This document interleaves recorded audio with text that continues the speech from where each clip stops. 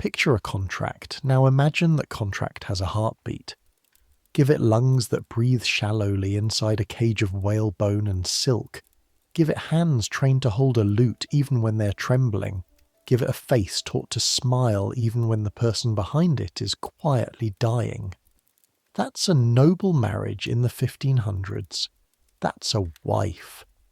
And I want to be precise here, because this one matters. This isn't a story about love, though love occasionally appears in it, the way a weed appears in a formal garden, uninvited, stubborn, and usually pulled out before anyone important sees it. This is a story about the rules, the unspoken ones, the ones nobody writes down because writing them down would make them too obvious, too ugly, too easy to argue against. Because here's the thing about the 16th century that most history books sort of gloss over. If you were a woman of noble birth in England around 1536, you were an asset. A commodity, really. You had a price listed in the marriage, contract right alongside the land rights and the annual income. Your value was measured in acres and bloodlines and the state of your teeth, and whether your hips looked wide enough to produce healthy sons. You were educated, yes, educated to be perfect in exactly the way a bride was supposed to be perfect. You could read. You could write a beautiful hand. You could play the lute tolerably well and sing in a clear, modest voice. You could run a household, manage servants, preserve food, oversee laundry. You knew enough Latin to pray correctly and enough French to impress a visiting ambassador. You knew nothing about how to be married. Nobody told you. That was the rule about the rules. They were unspoken. You were supposed to figure them out before you broke them. The ones who figured them out fastest survived. The ones who didn't, well, this is England in 1536. Even queens aren't safe in England in 1536. But I'm getting ahead of myself. I make these history stories and I genuinely have no idea if they put you to sleep or just give you interesting things to think about at 3 a.m. Either way, here we are. Get comfortable, pull up the blanket, close your eyes if you want. Everything I'm going to tell you, I'll tell you in sound and smell and texture, and your imagination will do the rest. Here we go. Your name is Margaret Ashford. You are 15 years old. 15 is not young, not by the standards of your world. Girls of your station marry at 15, 16, 17. A few at 13, though your father, who is not in many respects a cruel man, drew the line there. You were allowed to wait until 15, which was itself a kind of gift, though you didn't understand it that way until later. You are the second daughter of Thomas Ashford, Baron Ashford of Shropshire. The title sounds impressive until you understand that it comes with a hall that leaks in 3 places, a farm that had 2 bad harvests running, and debts that your father has been quietly managing, which is to say not managing at all since you were 8 years old. Your mother died 4 years ago of a fever that started as a cough and became something worse over 2 January weeks that you remember with a particular, terrible clarity. You have an older sister, Anne, who is married and living in Yorkshire. You have a younger brother, Robert, who is 12 and away at school. You have a dowry of £300, a small parcel of land in Shropshire worth approximately nothing, and a letter of introduction to Sir Edmund Cavendish of Cavendish Hall, Kent, written by your father in his careful, slightly unsteady hand. You have never met Sir Edmund Cavendish. You will meet him in 3 days. The morning you leave your father's house, the light is grey and cold. It is the first week of March, 1536, and spring has not yet decided to commit. The frost has gone from the ground, but the warmth hasn't arrived to replace it. Everything in. Shropshire is the colour of a day-old bruise. Pale purple hedgerows, brown fields, skies the colour of old pewter. Your breath comes out in small clouds. You're standing in the courtyard of Ashford Hall, which is a generous name for a building that's more hall than castle, more manor than anything you'd call grand. The stones are the dark grey of this county, and 2 of the windows in the east wing have been shuttered for 3 winters because the glazing needed replacing and there wasn't money. Your travelling chest is already loaded onto the cart. It contains everything you own that matters. 3 gowns, 2 of them altered from your mother's and showing it, 1 new one your father commissioned from the seamstress in the village at a cost that made him wince when the bill arrived. Your linen, your prayer book, a small silver brooch that was your grandmother's. That's it. That's the sum of Margaret Ashford's worldly possessions. Your father stands in front of you. He's a tall man, who looks like he's been tall for longer than he was built for. Slightly stooped now, with deep lines around his eyes, and the particular look of a man who has worried about money for so long that worry has become his resting expression. He takes your hands in his. His are cold, dry, rough across the knuckles. "You will be well," he says. It isn't a question. It isn't quite a reassurance. It's the kind of thing people say when they've run out of better words. "Yes, father." He squeezes your hands once, then lets them go. "You will not cry. You made that decision last night, lying awake in the narrow bed you've slept in your whole life, listening to the familiar creak of the house around you. You cried last night in the dark where no one could see. You had given yourself that. One night. This morning you are composed. Your face is smooth and still, and you are already, without quite realizing it, wearing the first of the unspoken rules like armour. Rule 1. Never let them see you afraid. Not because fear is shameful, but because fear is information, and in the world you're entering, information is power, and power belongs to other people. Your nurse, Bess, climbs into the cart beside you. She's 52 years old and has been in your family's service since before you were born. She's coming with you. This was negotiated specifically in the contract, which means your father understands something about what lies ahead that he can't bring himself to say out loud. He's sending you with Bess the way you'd send a child with a candle into a dark room. It won't actually protect you, but it makes the dark feel slightly less absolute. The cart moves off through the gate. You don't look back. The journey to Kent takes 4 days. 4 days of roads that are more suggestion than fact in March. 2 ruts in the mud, roughly parallel, stretching toward a horizon that rarely gets closer as fast as you'd hope. 4 days of the particular discomfort of a wooden cart, with no springs, the jolting working its way up through your spine with every stone the wheel finds, which is constantly, because the roads are made of stones. Your back aches by the end of the first afternoon. By the end of the first day, you can't find a position on the cart bench that doesn't hurt something. Bess notices.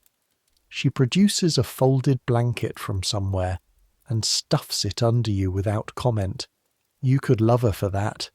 You sleep in inns. 2 of them are adequate.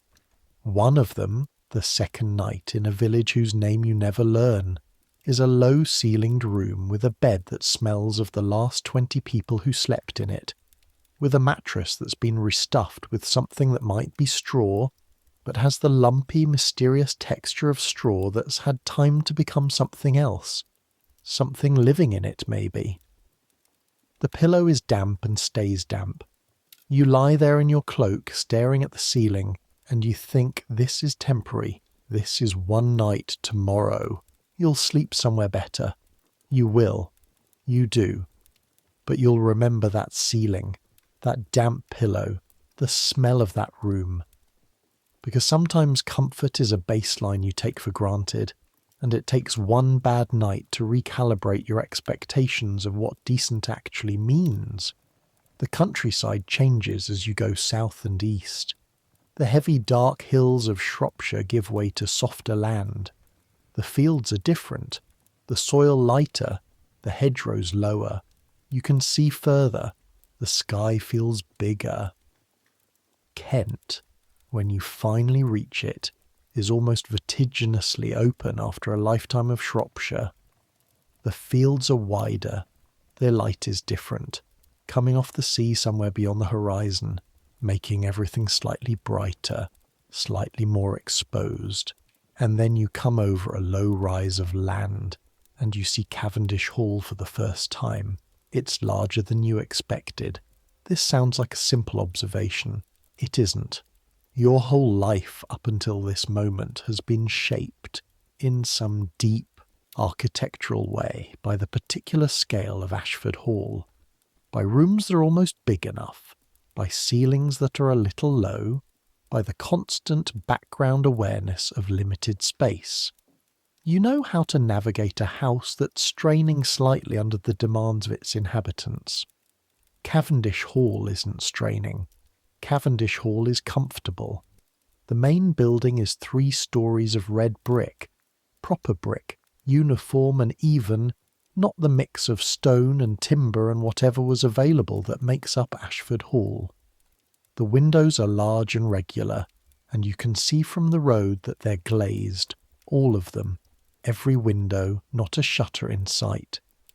There are outbuildings, stables, a separate kitchen block, a chapel with its own small tower, an herb garden, a kitchen garden with proper walls, a gatehouse with men who ask your name before they let you through.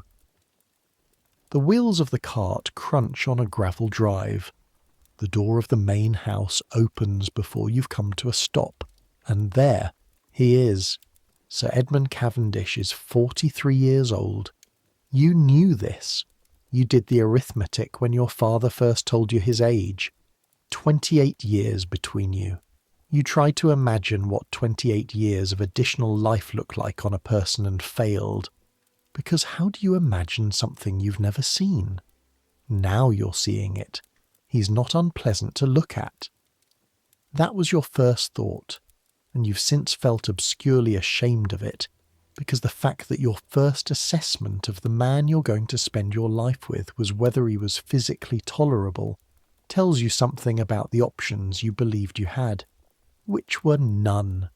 He's tall, taller than your father, with broad shoulders that have gone slightly soft with age and indoor living. His hair is dark but going grey at the temples. His face is the face of a man who spent a lot of time outdoors and now spends less. Weathered around the eyes, the jaw heavy, but not unkind. Not unkind. He's watching you. Step down from the cart with an expression you can't quite read. Assessment, certainly, but something more careful than that. Something almost cautious. He makes a bow. Formal, correct. The bow of a man with manners. Mistress Ashford. Sir Edmund. Your voice comes out level, clear. You don't know how. Given that your heart is making enough noise inside your ribs that you're convinced the entire assembled household can hear it. The housekeeper, the steward, the 6 servants lined up in the courtyard, all of them watching you with the professional interest of people assessing a new addition to their world. You must be tired after the journey, Sir Edmund says. Mrs. Hollis will show you to your chambers. Mrs. Hollis is the housekeeper. She's approximately 60 and has the compressed, purposeful energy of a woman who's run a large household for long enough that running it has become something like breathing. Automatic, constant, and slightly ominous if it ever stops. She leads you inside, and you realise, following her up a staircase that's wider than any in Ashford Hall, that the thing you've been most afraid of has just happened. You've arrived. You've been seen. and the world didn't end. What happens next is another matter. But the arriving is done. Your chambers are 2 rooms, a main bedchamber and a small anteroom where Bess will sleep. The bedchamber is larger than your room at home, and considerably better furnished. A proper canopied bed with curtains in deep green damask, heavy enough to actually keep the cold out at night. A chest for your things, a washstand with a proper ewer and basin, the porcelain painted with small flowers in blue and white, a window looking out over the kitchen garden, and beyond that the beginning of the Kentish countryside rolling away toward a horizon you can't quite see. You stand at that window for a moment after Mrs. Hollis leaves. The room smells of beeswax and dried, lavender and, underneath both, something faintly dusty, the smell of a room that's been prepared but not recently lived in, a guest room, not quite yet your room. Bess unpacks your chest in efficient silence. She's done this enough times, moved you from place to place, from nursery to schoolroom to visiting aunt to here, that her hands work without her attention. They've laid fresh rushes, she says, looking at the floor. They have. Sweet-smelling ones with herbs mixed in. You can smell the rosemary when you walk across them. The bed's good, Bess adds. This is high praise from Bess.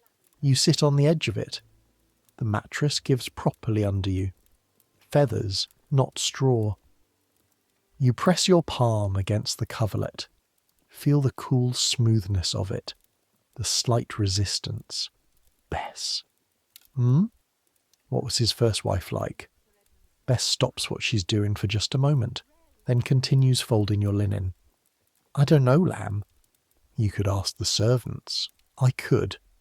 She sets a folded shift into the chest.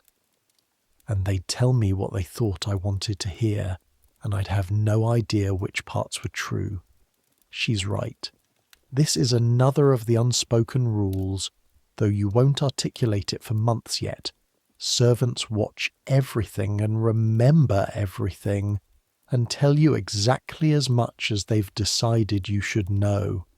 Getting real information out of a household you've just joined is like trying to read a letter through 2 layers of fine cloth. These shapes are there. The details are hidden. You'll have to learn to read cloth. The first dinner. This is the performance. You understand this even before you come downstairs. The first dinner is not about food. It's about the household watching you eat. It's about Sir Edmund watching you eat. It's about 30 minutes of your life in which every gesture you make, every word you say, every laugh you do or don't produce will be assessed and filed away by every person at that table and compared against a standard you haven't been told about. You dress carefully. The new gown, the one your father commissioned. It's wool, a dark blue that someone thought would suit you and does actually just about. The sleeves are tight to the wrist in the current fashion. The neckline is modest. Mrs. Hollis has sent a girl to help you dress, a small silent creature named Nan who has nimble fingers and does your hair with a competence that tells you she's done this before, for someone who cared about it. You study yourself in the small mirror on the washstand. It's polished metal, not glass. The image it returns is slightly blurry, slightly bronzed, like looking at yourself through honey. Good enough. You look composed. You look older than 15, which is the entire point. The dining hall at Cavendish Hall is on the ground floor. Long table, room for 20. Tonight there are 6 of you. Sir Edmund at the head, you at his right hand, the place of honour, which also means nowhere to hide. 2 of Sir Edmund's gentlemen, both of whom you immediately forget the names of and will spend the next month carefully relearning. Mrs. Hollis, who eats with the household in a way that signals her elevated status among the servants. and a man introduced as Sir Edmund's cousin, Richard Cavendish, down from London for a visit. Richard is 30, charming in the particular self-aware way of men who know they're charming, and he watches you throughout the first course with the frank, curious assessment of someone who has decided you're interesting. You don't give him anything to work with. This isn't calculation. Not yet, not entirely. It's instinct. Something in you knows that the cousin who watches you too carefully is not someone to be funny or revealing or real with. The food is good. You're too nervous to eat more than half of what's put in front of you, which you'll regret later when you're lying awake at midnight, hungry. Bread, roasted chicken in a sauce with dried fruit, pastry with eggs, and something creamy, wine, which is better than you expected, lighter, almost gold in colour, not the heavy red you know from home. Sir Edmund talks to you. This is more than you anticipated. You expected to be talked at, or talked around, or talked about as if you weren't there. Instead, he addresses you directly, asks about your journey, asks about Shropshire, in a way that suggests he's genuinely curious about a place he hasn't been rather than making the polite noises of a man performing interest. You answer, carefully, accurately. You do not perform charm. You can feel the performance waiting behind your teeth, all the pleasant things you've been taught to say, the soft laughs in the right places, the gentle deflections. You hold it in reserve and instead you say true things, simply. He seems to like this, or at least his expression doesn't close. His face stays open, interested. Richard, halfway down the table, watches this exchange with something you can't quite name. After dinner, the men drink and you withdraw with Mrs. Hollis, which is what happens. You don't stay. You don't get to stay. This is simply how it goes. The evening's entertainment belongs to the men. Your part in it is finished when the last dish is cleared. You go upstairs. Bess has warmed the bed with the warming pan and laid out your nightclothes. The fire has been built up. You sit on the edge of the bed and let out a breath that you feel like you've been holding since the cart came through the gate. "Well," Bess says, "you think about it." "He asked me real questions," you say. "Not just pleasantries." Bess considers this. That's something. "Yes." You press your hands together in your lap. They're cold. "I suppose it is. You're not married yet. Not quite.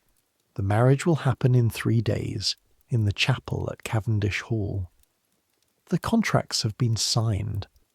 Have been signed for months, in fact, back in November, when your father came down to Kent to meet Sir Edmund and shake hands and sign his name on a document that disposed of your future with less ceremony than you'd use to negotiate the sale of a horse. 3 days to understand the man you're about to bind yourself to. 3 days before the word wife becomes yours. 3 days that pass faster than anything in your life has passed before. You learn things, small things, accumulated. The way Sir Edmund's household works, the rhythms of it, the hierarchy of it. Mrs. Hollis's authority is absolute below stairs. Sir Edmund's steward, a dry, precise man named Mr. Sayer, controls the accounts and the farms and the legal documents with the air of a man who considers himself indispensable and is probably right. The cook, who you haven't met but have been introduced to by the quality of your meals, is either very good or very well supplied, possibly both. You learn where the drafts are in the house, which stairs creak, which window in the upper hallway looks east and gets the morning light. Perfect. For reading for an hour before anyone needs you. You learn that Sir Edmund rides every morning at 6 in all weather. You know this because you can hear the horses from your window. the clop and jingle of it in the grey dawn light, and one morning you're at that window when he comes back and he looks up and sees you there. He raises his hand in a kind of salute. You nod back. It's a small thing. It sticks.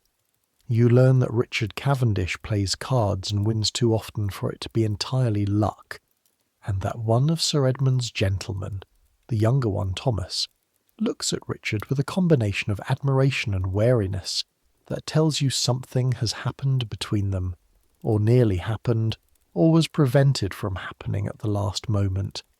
You learn the smell of the house.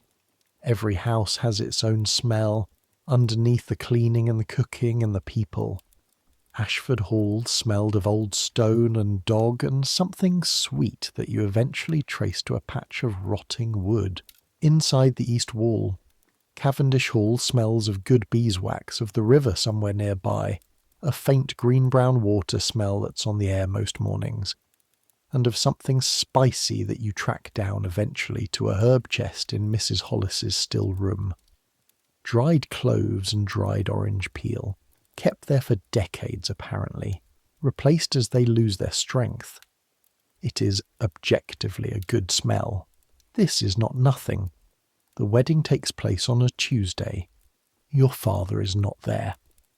The distance was too far, he said. His health, he said. And there's something else in the letter he sent, something between the formal words that tells you he couldn't bring himself to be present for the thing he'd arranged. You're not sure whether to forgive him for that. The chapel is small, limestone, old, colder than outside, somehow the way old chapels always are, as if the stone has been collecting cold for centuries and has no intention of giving it back. The priest's vestments are good, quality, embroidered in green and gold. The candles on the altar are beeswax, not tallow. Everything about Cavendish Hall is the slightly better version of the thing, and the wedding chapel is no exception. Sir Edmund is dressed formally. A doublet in dark red wool, well tailored, with a gold chain. Old gold, heavy, the kind that's been in a family for generations. He looks, standing at the altar waiting for you, like what he is, a man of consequence, a man of property, a man who has done this before. He did this before. You know it, though nobody has said it. The previous wife, the wife before you. The room in your mind labelled "Do not open yet." Your hand is cold in his when you take it. The priest speaks, Latin and English. You say the words you're supposed to say. Your voice is clear and doesn't shake. With this ring I thee wed. With my body I thee worship. With all my worldly goods I thee endow. His ring goes on your finger. It's gold and it fits, which means someone. Measured carefully or guessed well, and that's it, that's all it takes. 30 minutes in a cold chapel, and you are now Margaret Cavendish, wife of Sir Edmund, and everything you owned, which wasn't much, and everything you were, which was more than anyone counted, belongs to him, by law, by God, by the unspoken rules of a world that made these rules before you were born and will maintain them after you're gone. You're 15 years old. You walk back across the gravel drive on your husband's arm. The household applauds. You smile. The first night of a marriage is discussed in certain histories with either clinical detachment or complete silence, and both approaches are, in their own way, dishonest. So here is the truth of it, as plainly as I can offer it. You are not innocent. That is, you know the theory. Women in the 16th century were not, contrary to later romantic mythologizing, kept entirely ignorant of what marriage involved. Your old nurse Bess told you practical things in her direct, unsentimental way when you were 12. Your older sister Anne wrote you a letter from Yorkshire that was more specific than you expected and somewhat alarming. Your mother, before she died, had said something brief and honest in the particular way she had of saying difficult things. Directly, without decoration, looking you in the eye. None of it fully prepared you. This is not because Sir Edmund is cruel. He is not particularly. He is a man of his time in the way that all men are men of their time, which is to say, the question of your feelings in this matter did not occur to him as a question that required asking. This was simply what happened. This was what marriage was for. He was not unkind. He was not gentle. He was efficient, which is perhaps the most honest description. You lie in the dark afterward, listening to his breathing slow and deepen into sleep. The fire in the grate has burned low. The candle on the nightstand is still lit. He didn't blow it out, and neither did you. The bed curtains half drawn. Outside the window, somewhere in the Kentish night, an owl is calling. You stare at the ceiling. You're married. Your body feels like it belongs to someone else, which is technically correct. You don't cry. That surprises you later. You thought you would cry. You'd allocated some portion of tonight for crying. Instead, there's just this, a kind of emptied out stillness, like the silence after a thunderstorm. Eventually you sleep. The next morning the world has not ended. This also surprises you. You wake in the grey pre-dawn to the sound of the horses being brought out below, and for a half second, just a half second, you don't know where you are. The ceiling is wrong, the light is wrong, everything is slightly, uncannily wrong. And then it comes back. All of it, in one quiet rush. You're in Kent. You're married. You're Margaret Cavendish now. Sir Edmund's side of the bed is already cold. He rises at the same time every morning regardless of occasion, which tells you something about the man. That his habits are more fundamental to him than his circumstances, that even on the morning after his wedding he's not a man to alter his routine. You consider this. You get up. The cold floor hits your bare feet, stone under the rushes, and the rushes are not quite enough to buffer it at 6 a.m. You take 3 quick steps to where you left your shoes. Bess is already in the anteroom, up before you, a small fire going in the grate there, warm water in the ewer. She says nothing. She helps you wash and dress with the same competent quiet she's had your whole life, and you feel, for the first time since the cart left Ashford Hall, something approaching calm. You look at yourself in the polished mirror. Same face, same Margaret, a ring on her finger now, the wife of Sir Edmund Cavendish, Kent, 1536. Bess, you say. What was her name? The first one. A pause, shorter than the last time. Catherine, Bess says. Catherine née Holbrook. She died in childbed 3 years ago. The child didn't survive either. You look at your reflection in the honey-coloured metal. So that's what the room labelled "Do Not Open" contains. A dead wife. A dead child. 3 years of a widower's silence in this house, with this staff, walking these corridors with the absence of them. You think about the bed you slept in, the bed curtains in green damask. Were they hers? You don't ask. Some information you're learning is better acquired gradually. The household of Cavendish Hall in the spring of 1536 contains, by your rough count, 32 souls.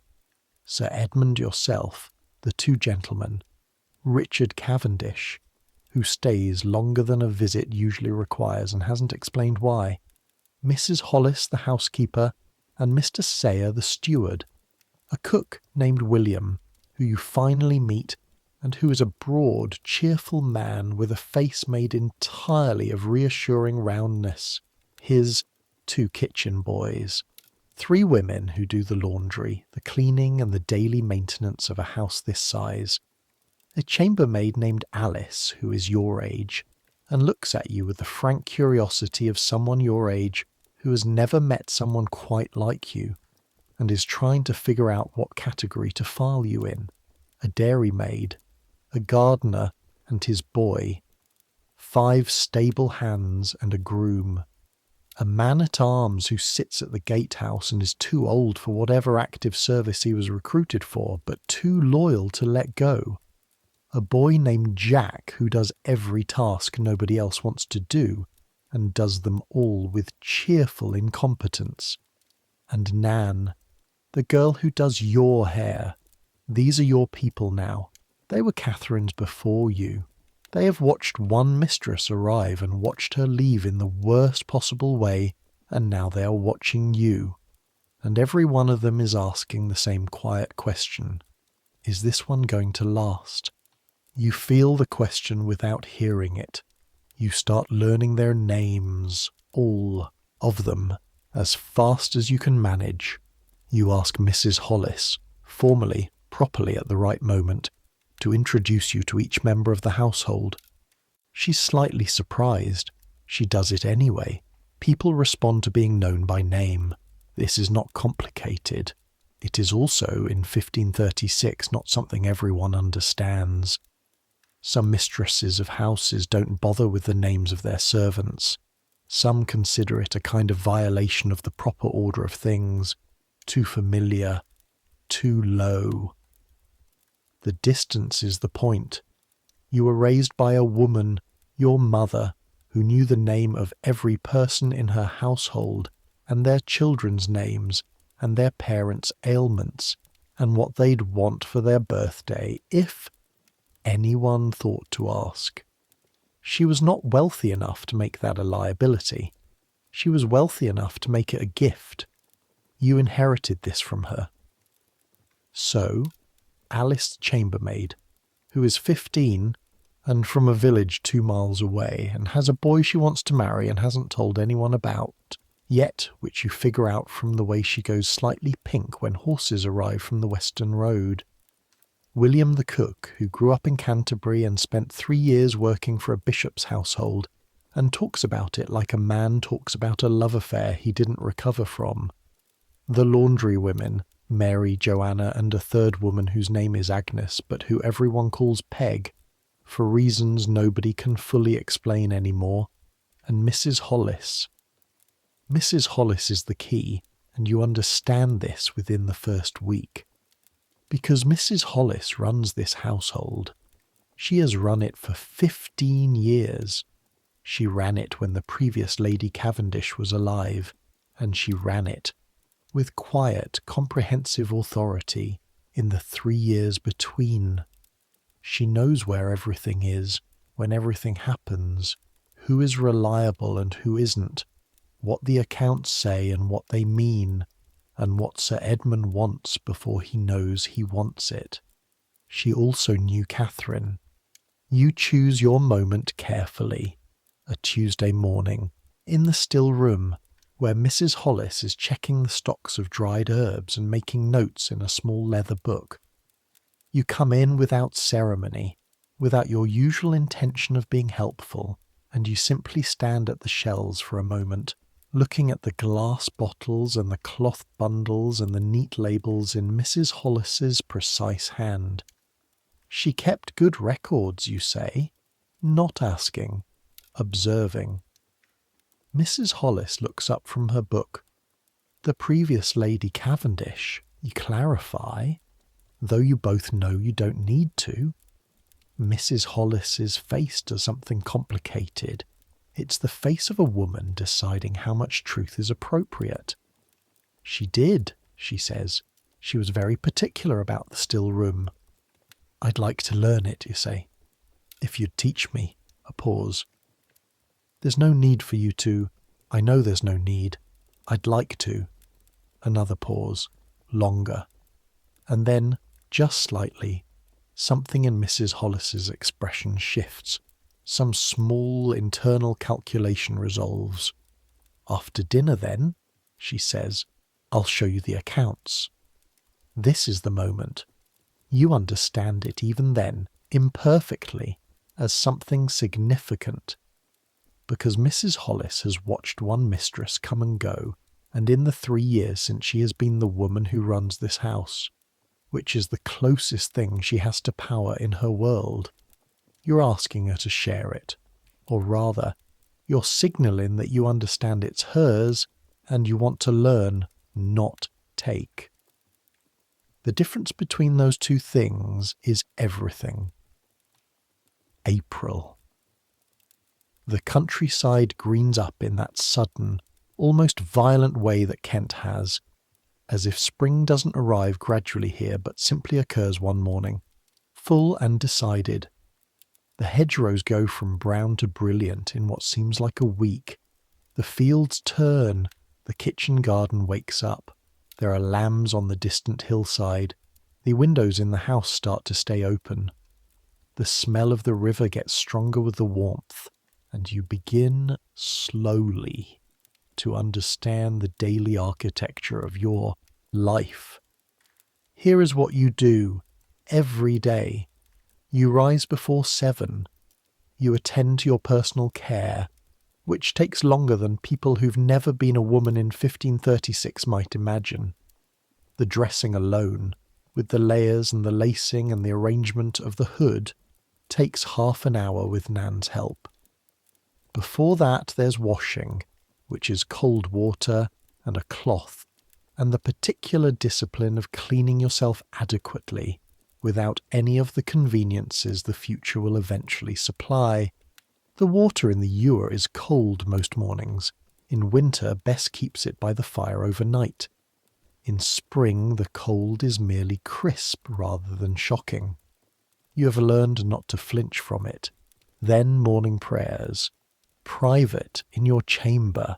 You have your prayer book. Your mother's prayer book, actually. Her handwriting in the margins.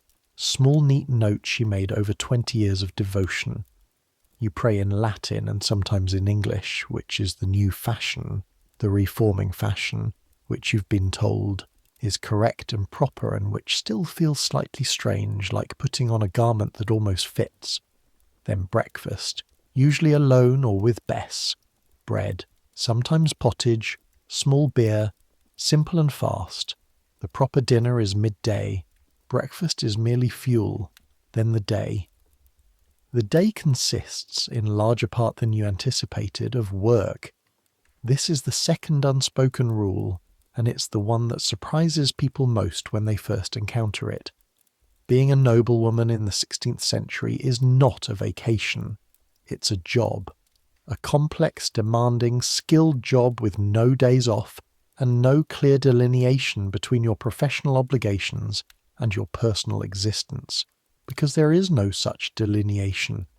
You are the job, the household, the staff, the accounts, the provisioning, making sure the storerooms are stocked, the linen is kept in repair, the laundry is done on the right schedule, the dried herbs are restocked before the winter, the salt beef is put up in the autumn, the candles are made and counted, the fires are built up at the right times in the right rooms. Mrs. Hollis does all of this, has been doing all of it, but it should be you. Gradually, with her careful teaching, it becomes you.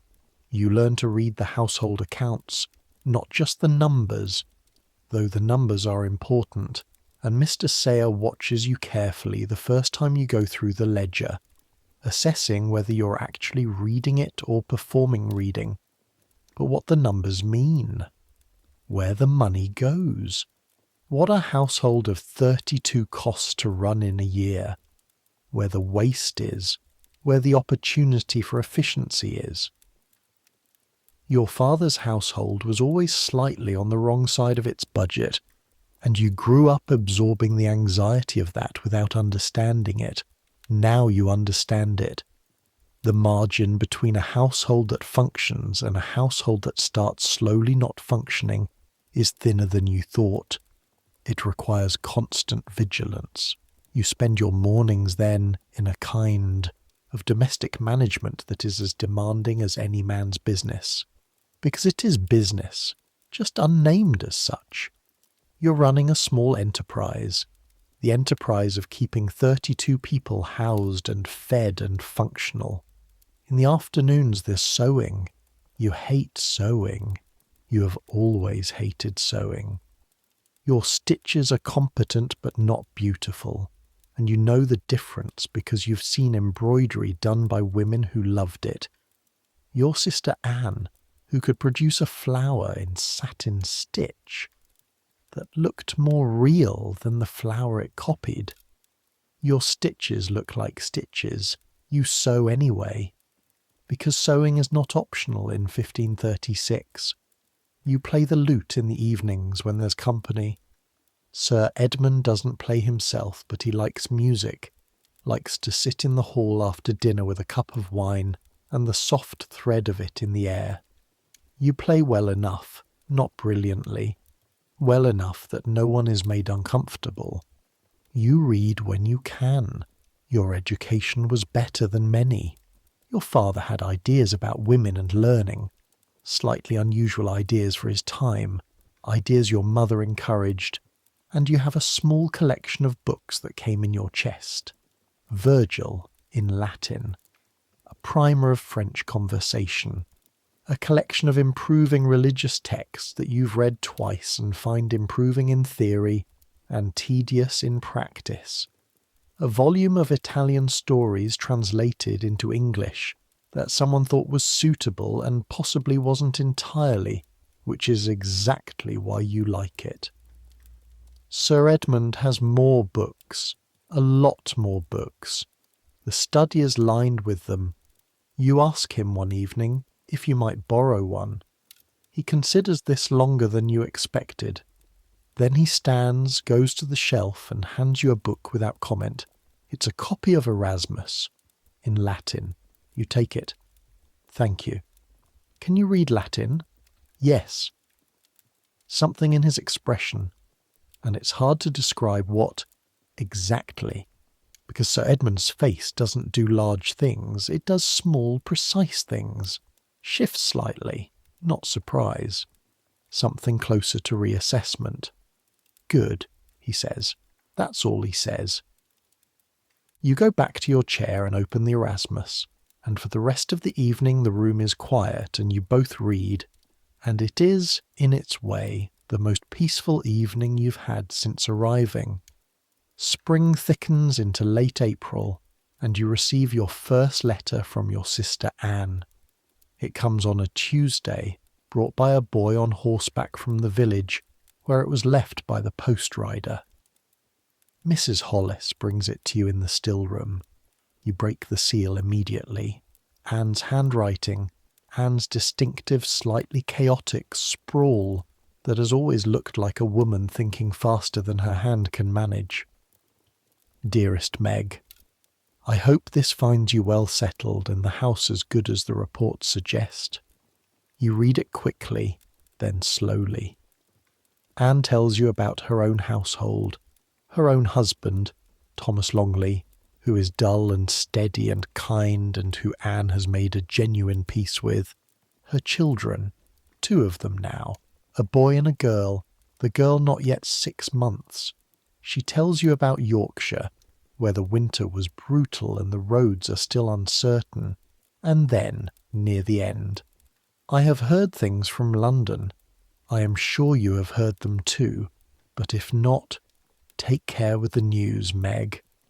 The wind changes very fast at court this year. Think of our cousins' friends and be careful who you write to and what. You read this twice, then you fold the letter and put it in the small box in your chamber that serves as your private correspondence. The wind changes very fast at court this year. Anne doesn't say the name. She doesn't need to. Everyone in England who has ears and something to protect knows what she means in April of 1536. She means Anne Boleyn, the Queen. She means the rumours that have been circulating since winter, that have grown louder in the spring. Rumours about the Queen's behaviour, about accusations, about the King's attention turning elsewhere, about a woman named Jane Seymour and the King's face when he looks at her, which is the face of a man who has already decided something, and is just waiting for the machinery to catch up. You are 15 years old and newly married, and 100 miles from London, and none of this is directly about you, and yet, the third unspoken rule, and the most important, know where the danger is before it reaches you. This one you learn not from experience but from watching. And what you watch in the spring of 1536 is a woman named Lady Eleanor Holt. Lady Eleanor comes to Cavendish Hall at the end of April. She's the wife of one of Sir Edmund's neighbours, a man named Sir Francis Holt, who arrived with her and whose name you've heard before.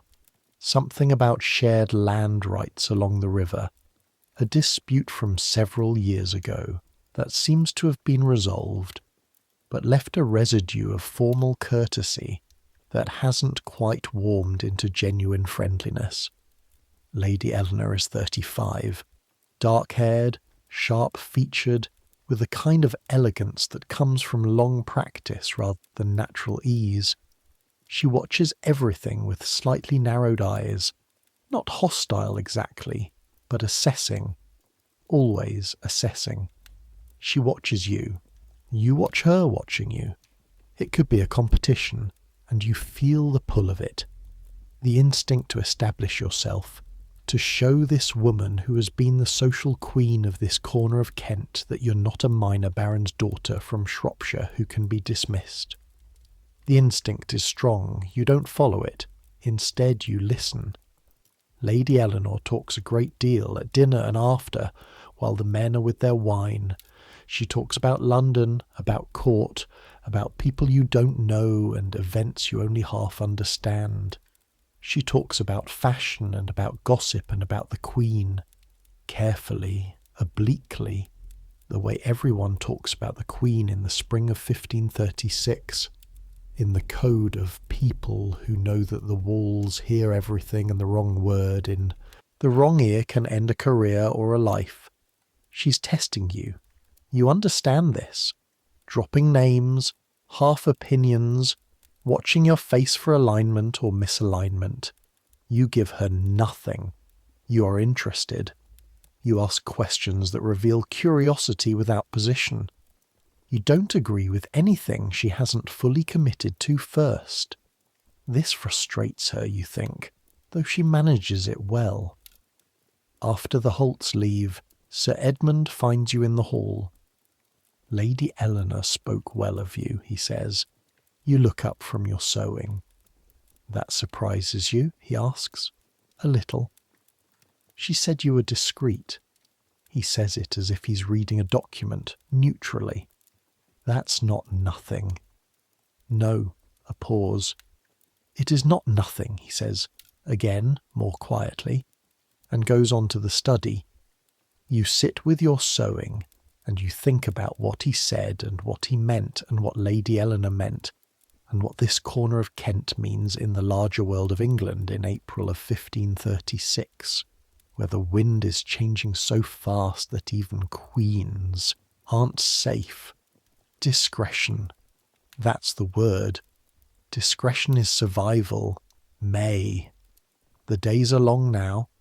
The morning light arrives early and you've taken to waking before the household and sitting in the eastern window with your borrowed Erasmus or your mother's prayer book, in the particular quality of early morning light that's almost gold, when the house is quiet and for an hour there's no performance, no household, no marriage, no unspoken rules, just you and the light and the distant sound of the river. You're becoming incrementally fluent in Sir Edmund. This is the fourth unspoken rule, the one that takes the longest and the most patience. Learn your husband the way you'd learn a language. Not through study, through immersion. He's not a complicated man, in the sense that his moods are not labyrinthine.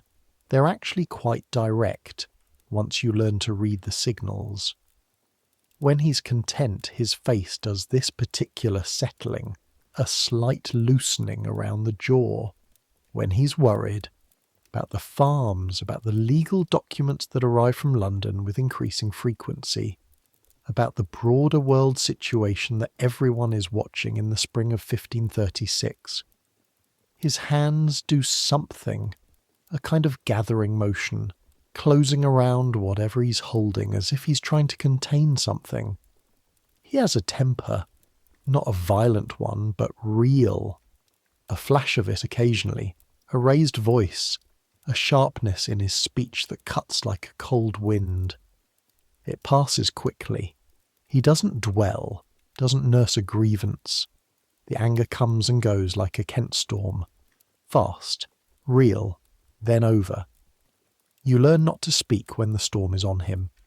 Not from fear exactly, though fear is a component. It would be dishonest to pretend otherwise. But because you've learned that nothing you say in those moments will land as you intend it. The angle is wrong. The light is wrong.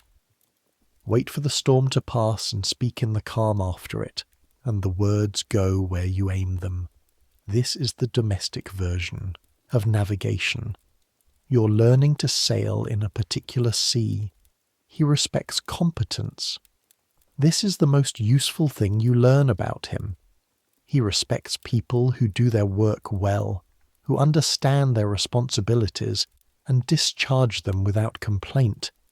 He has no patience for excuses, no interest in elaborate justification.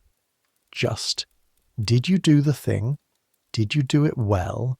You make sure the answer is yes. The accounts are in better order than they were when you arrived. Mrs. Hollis, who is scrupulously honest with you now, admit this in her precise way. Last year there were certain irregularities in the kitchen provisioning. They have been addressed.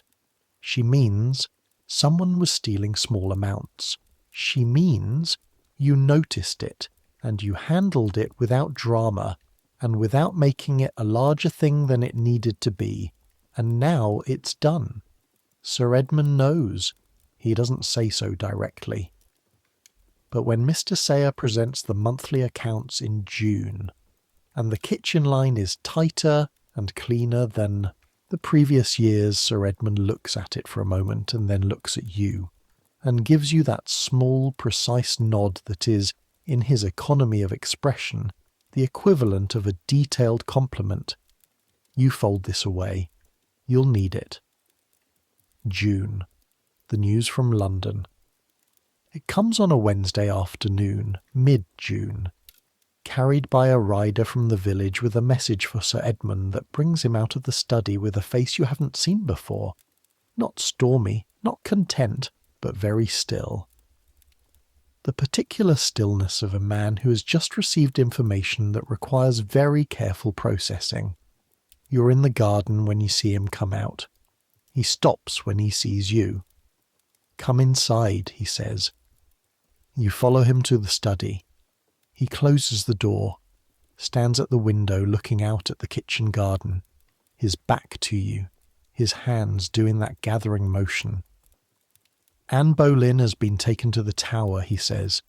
You sit down, without meaning to, without choosing to. Your legs just stop working in that particular way, and the chair is behind you and you're sitting. When? 2 days past. He turns slightly. They say there will be a trial. They say there will be a trial. You think about your sister's letter. The wind changes very fast at court this year. The charge is, you say, adultery. His voice is careful, precise, as if the words are objects he's handling with gloves. And other things. Adultery. You know what adultery means in 1536. For a queen. For the wife of Henry VIII, who has already dissolved one marriage and started a new one, and done both of these things in ways that shook the entire structure of English religion and law. Adultery for a queen is not a private matter between two people. Adultery for a queen is treason. It will be fast, you say, not knowing why you say it, knowing it's true. Sir Edmund turns to face you. His expression has something in it you can't quite name. Yes, he says, I expect it will. She is executed on the 19th of May, 1536. You find this out 8 days later, when the news reaches this corner of Kent. 8 days. That's how long it takes for the most significant death of the year, perhaps the most significant death of the decade, to travel from Tower Hill to a household in Kent. 8 days. You're in the still room with Mrs. Hollis when you hear it. The rider's voice in the courtyard, the specific quality of the news spreading through the household. You can hear it before anyone tells you anything. Hear the sound of information moving through 32 people. Mrs. Hollis hears it too. She stops what she's doing, sets down her pen. She looks at you.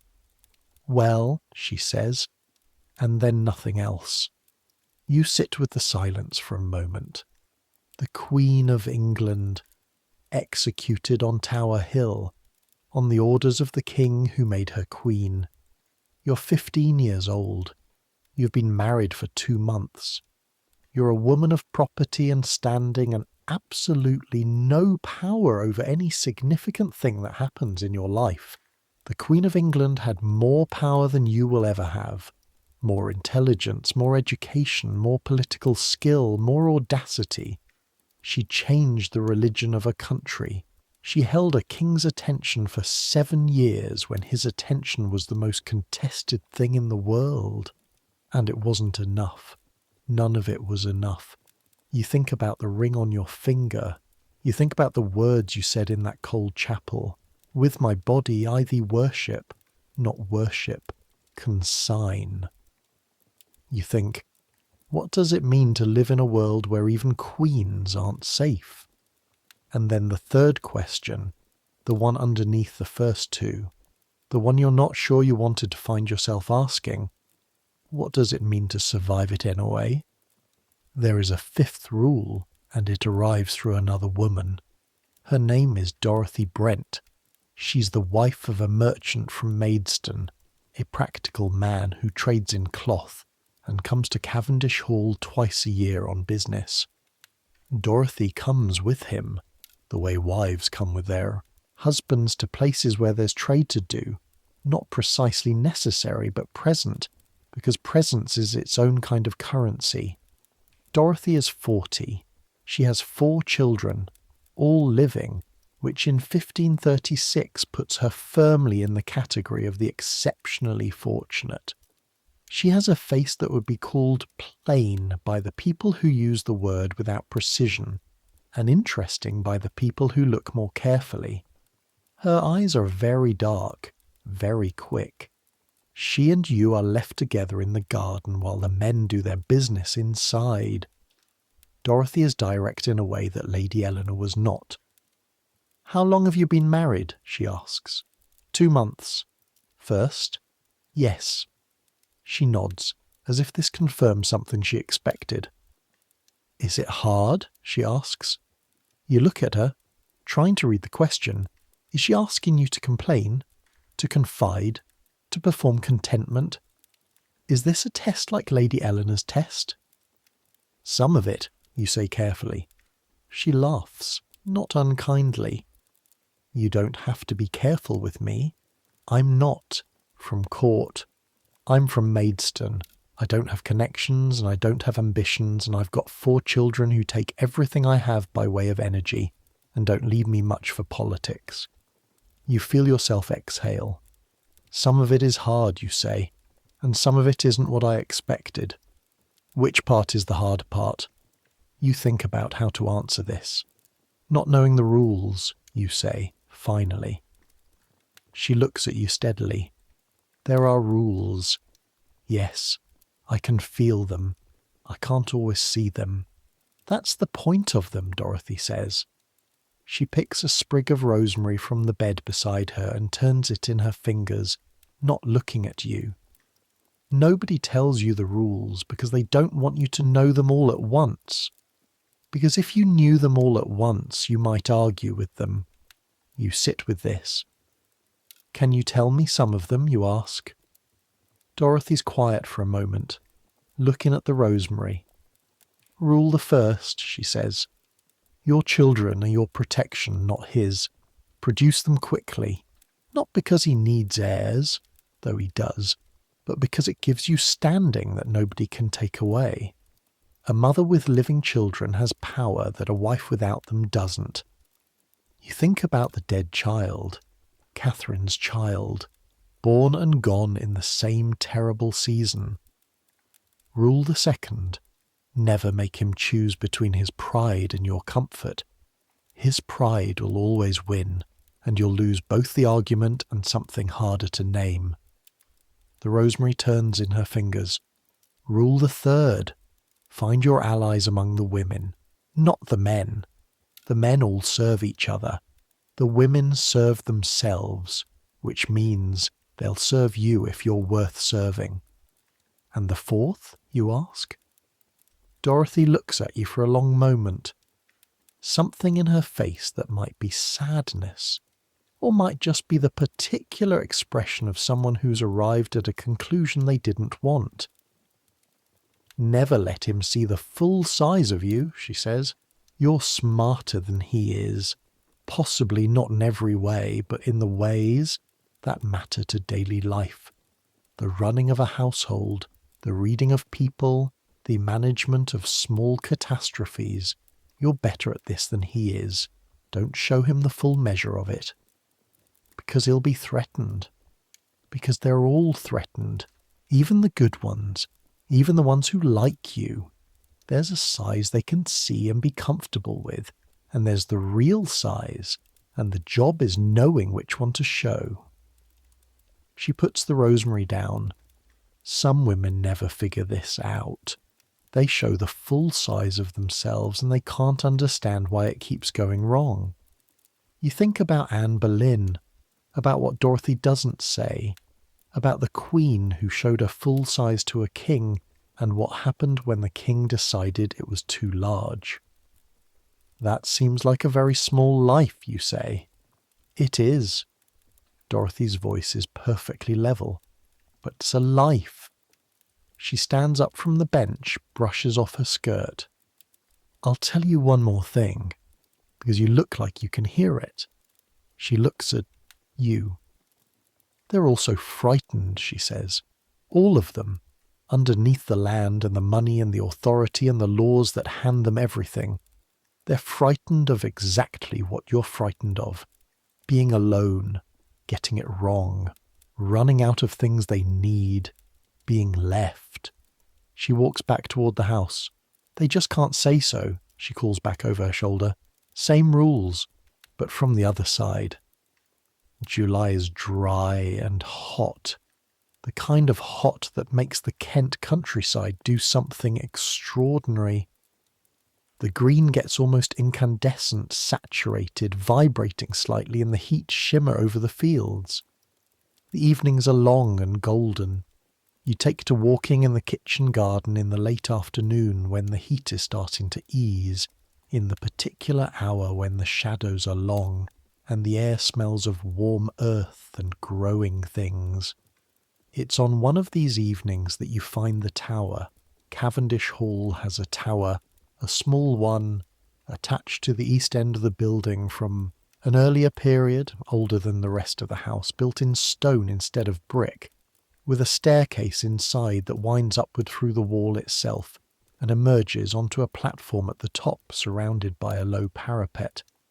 You found the door to the staircase in June, tucked into a corner of a corridor you didn't use often. Mrs. Hollis had mentioned it in passing. The old tower, not used any longer, the roof wants attention, and you had filed it away. On a Tuesday evening in mid-July, with the day's work done and supper not yet served, you try the door. It opens. The staircase is narrow and dark and smells of old stone and dust. The smell of enclosed space left to itself for years. Your hand on the curved inner wall finds the stone cold even in July, with the stored cold of winter still deep in it. Your feet on the steps find them uneven, worn in the centre from generations of feet that wore them before they were abandoned. Up and up, turning with the stairs, and then a low door, and then light, and then the view. You stand at the parapet of the old tower and you see Kent in July, the fields stretching south and east in their brilliant summer green, the darker green of the hedgerows and the occasional copse of trees, the thin silver thread of the river catching the afternoon sun, villages in the distance. You can count 3 church towers from here, small grey fingers pointing at the sky. The road that runs toward Maidstone, with a small moving figure on it that might be a rider. And beyond all of it, in the furthest distance barely visible in the heat haze, the horizon where the land flattens out and the sky gets larger, the beginning of the sea. Not visible exactly, more of a quality to the air, a blueness, a suggestion of something vast and borderless, out beyond the edge of what you can see. The wind is stronger up here.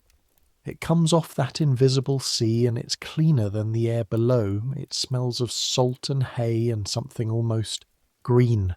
You put your hands on the warm stone of the parapet. This is your world. Here, visible from this tower, is the sum of what your life contains. This house, these fields, this river, this road, the village 2 miles away, the neighbouring estates, the kitchen garden directly below you, the herb beds and the vegetable rows in their tidy order, the stable block, the chapel. This is it. And underneath that thought, a quieter one. This is it. And it isn't nothing. Because you remember standing at the window of Ashford Hall at dawn and looking out at the leaking east wing and the fields that had failed twice running, and feeling the particular quality of a life with too little margin, the anxiety of it, the constant awareness of how close the edge was. This is not that. This house, these fields, this life you've fallen into through the mechanism of marriage. It's not a cage made of fear. It's something more complicated than that. It's a cage made of silk, and the silk is real silk. And it's still a cage, and you know it's a cage, and you've decided, in the way you sometimes make decisions quietly and thoroughly, without quite realizing you're doing it, that you're going to live in it fully rather than small. You're going to learn every inch of it. You're going to make it yours. Autumn. The harvest comes in September with the particular urgency of autumn harvests. The race against the weather, the whole household and half the farms mobilised, the smell of cut grain in the air for weeks. You help with the supervising of it, which is not physical labour, but is genuinely demanding. Coordinating the provisioning of the workers, managing the storage, making sure the right amounts go to the right places. You're better at it than you expected. And then October, when the preserving season happens, the great autumn effort of converting summer's abundance into winter's sustenance. You spend 3 weeks in the still room and the kitchen, overseeing the bottling of fruit and the salting of meat and the drying of herbs and the making of conserves. Your hands smell of vinegar and rosemary and cloves. Your back aches from bending over the work tables. The pads of your fingers are rough and slightly red from the pickling brine. But the storerooms fill up, and when you check them in November, they're fuller and better organised than Mrs. Hollis's quiet praise suggests they were before you came. The previous Lady Cavendish, Mrs. Hollis says one morning in November, was not particularly interested in the still room. This is the most she's said about Catherine in 7 months. You don't push, you wait. She was very good with people, Mrs. Hollis continues. Her voice has that careful quality of someone saying true things about a person they're loyal to. She was kind. She had a natural warmth that made everyone comfortable. I've heard that about her, you say, though you haven't. You've heard almost nothing. She wasn't strong, Mrs. Hollis says. Her health was always uncertain. The birth? She stops. It was hard. From the beginning it was hard. You stand in the still room with the smell of cloves around you and the November light coming through the small window. She must have wanted the child very much, you say. Mrs. Hollis looks at you. Something in her face very briefly is unguarded. She wanted to give him a son, she says, quietly. She was afraid of what it would mean if she didn't. The weight of that sentence sits in the air between you. She was afraid of what it would mean if she didn't. You think about Anne Boleyn. She gave Henry a daughter, Elizabeth, and then lost 2 pregnancies, and then lost her head. You think about Catherine, this woman you never met, who died in childbirth in this house 3 years ago, wanting so desperately to give her husband something that she died trying. Rule 6. The fear of not being enough is a trap. Don't live inside it. You haven't said the rule aloud, formed in your head in that still room, with the smell of cloves and November outside the window, and Mrs. Hollis's careful face, and it became true in the saying of it, even silently. She did give him something, you say to Mrs. Hollis. Did she? This house, the way it works, the way the staff care about it. You look around the still room at the careful shelves, the neat labels, the order that Mrs. Hollis built and you're now maintaining and improving. She made this household what it is, even if she didn't live to see it. Mrs. Hollis is quiet for a moment. Then she nods. Once. Yes, she says, she did. November. Sir Edmund comes to your bedchamber less frequently now than in the early months. This is noted by you with more complexity than you expected. Not entirely relief, not entirely disappointment, but something composite and interesting that you file away to think about when you have more time. But when he does come, something has shifted. Something is different from the first weeks. He talks to you more now, not always about important things. Sometimes about the day, the horse that went lame, the boundary dispute with the neighbouring farmer that's been festering since summer, the letter from a cousin in London that required an answer. Sometimes he asks your opinion, not on large things, not on the political landscape of England in late 1536, which is shifting and dangerous, and involves a king who has just executed one wife and married another, and is watching the country for any sign of opposition to the religious changes he's been driving through for 6 years. Not on anything that matters in the larger world, on small things, whether the dining hall needs new hangings, whether the kitchen boy who set a fire in the wrong place deserves the punishment William the cook has proposed, or whether something less severe would do the work. Whether the merchant from Maidstone, Dorothy's husband, is a reliable supplier of the French cloth that Sir Edmund's contact has been recommending. On that last one you say yes immediately, with the confidence of someone who has met the merchant's wife and understands something about the texture of a man from the texture of his marriage. Sir Edmund looks at you for a moment. You seem certain. I am. Why? Because he has a wife who tells the truth, you say. Men who allow their wives to tell the truth are usually telling it themselves. A pause. That's an interesting way to assess a business contact, he says. It works, you say. Another pause, and then that small nod, that precise, sufficient nod. I'll write to him, Sir Edmund says. December. Your body does something in December that you'd been waiting for and not waiting for. Both feelings at once, simultaneous, contradictory. You are pregnant. You know before you're certain because your body tells you in a language it apparently knew before you did. A particular exhaustion, a sensitivity to smells that was always there, but is now operatic, a morning nausea that Bess recognises before you do. Well, Bess says in the tone she uses for things that are what they are. You sit on the edge of the bed and look at your hands. This was always the point, not the only point. You've managed to make yourself necessary in this household in several other ways, and you know it.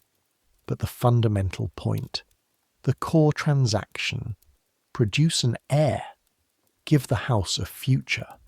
The fear comes, and you let it come. The memory of Mrs. Hollis's voice. She was afraid of what it would mean if she didn't. The knowledge of Catherine, this house's ghost. The knowledge of what childbirth was in 1536. What it meant, statistically, brutally, for women who went through it. The knowledge that you are 15 years old, not fully grown, not finished yet. You sit with the fear. And then you put it somewhere specific. A room inside yourself. You close the door on it. Not forever, not pretending it isn't there, but separate from the parts of you that need to function. You'll take the fear out and examine it when examining it is useful. Right now it isn't. You tell Sir Edmund at dinner, formally, because everything in this world is done formally. His face does something you've never seen it do before. The settling, the relaxing, but deeper than usual. Like a man who's been holding his breath for 3 years. You're certain. As certain as one can be at this stage. He reaches across the table and covers your hand with his.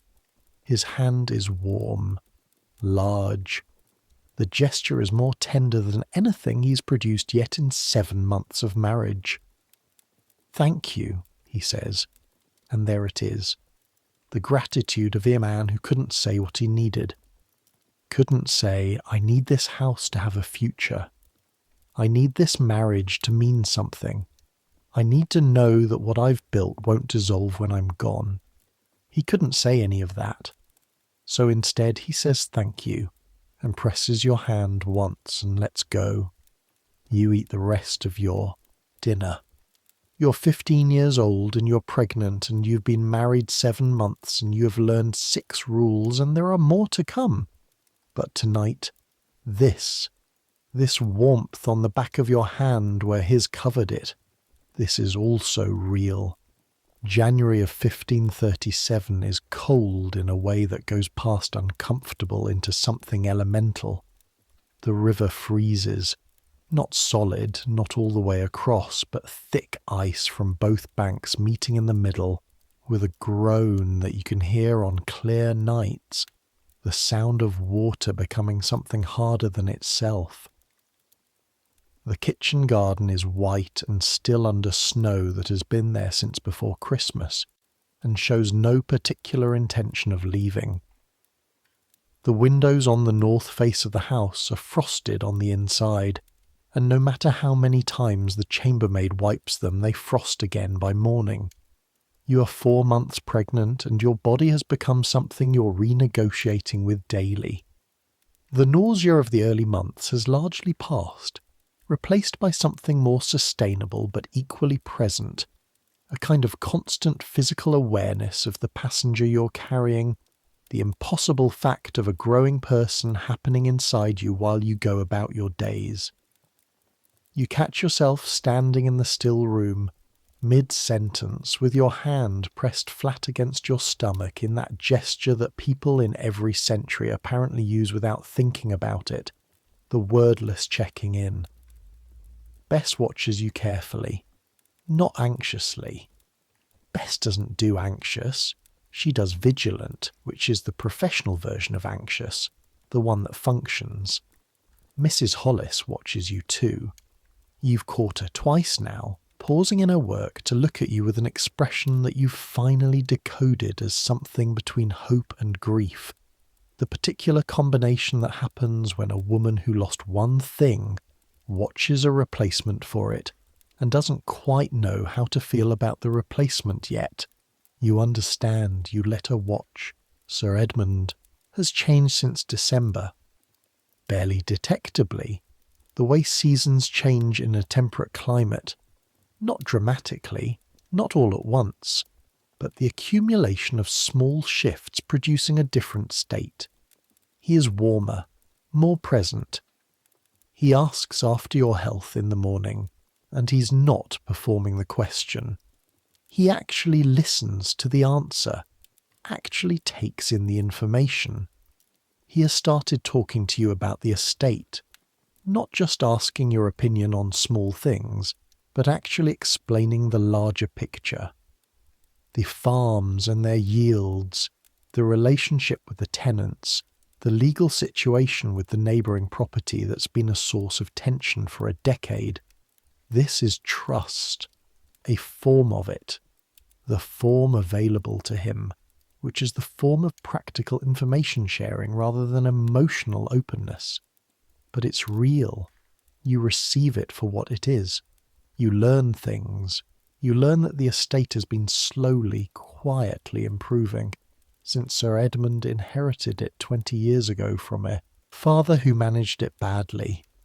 You learn that the legal dispute with the neighbouring property is actually over a water right, who owns the right to use a particular mill on the river, and that it's been going on since before Sir Edmund was born, and that it will probably go on after you're both dead, because that's what property disputes do in England.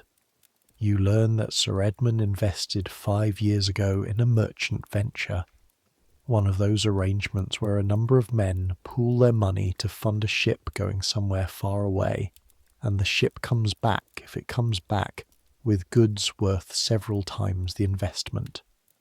His came back.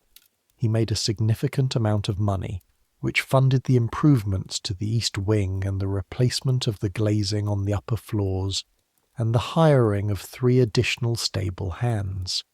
He's considering another venture.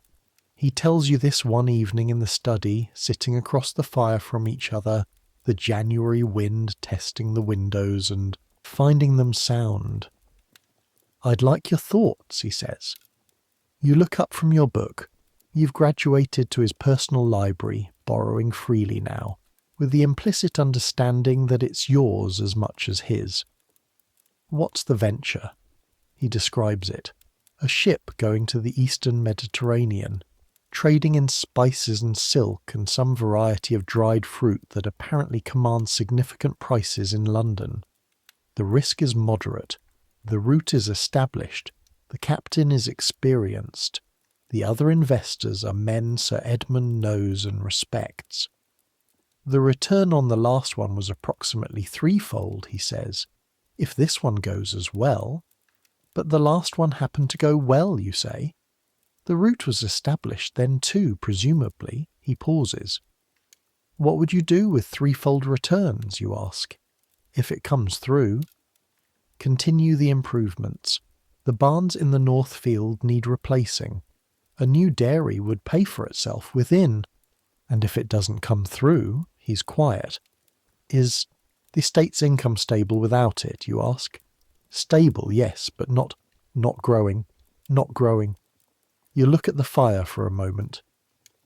Invest half what you planned, you say. Keep the other half.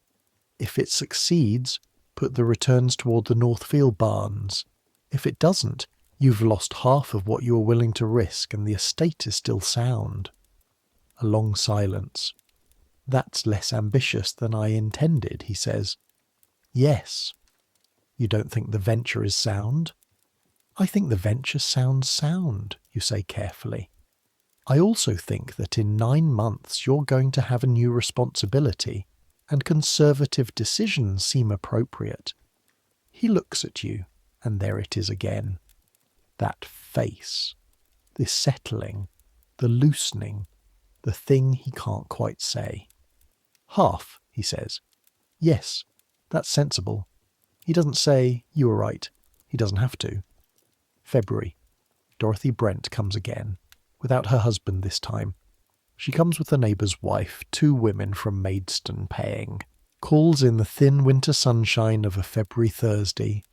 You receive them in the hall because you are the mistress of this household, and receiving people is what you do.